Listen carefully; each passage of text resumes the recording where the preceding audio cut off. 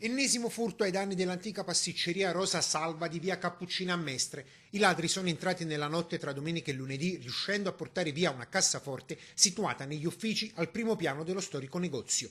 Sono stati i dipendenti ad avvisare il 113 quando al mattino hanno aperto le serrande dei locali per iniziare il turno di lavoro. Secondo gli investigatori, la banda avrebbe forzato le porte d'ingresso per accedere all'interno dei locali, per poi salire al piano superiore con il preciso intento di trafugare l'incasso depositato nella cassaforte, ignorando tutta la merce conservata nell'attività commerciale.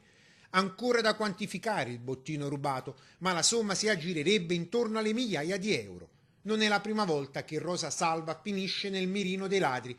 Nel 2015 qualcuno aveva messo a segno un colpo analogo. Il bottino quantificato fu di 5.000 euro. Anche in quel caso non furono trovati segni di effrazione. Nel 2001, invece, la sede veneziana di Rosa Salva subì un colpo ben più duro. I ladri portarono via all'incirca 200.000 euro.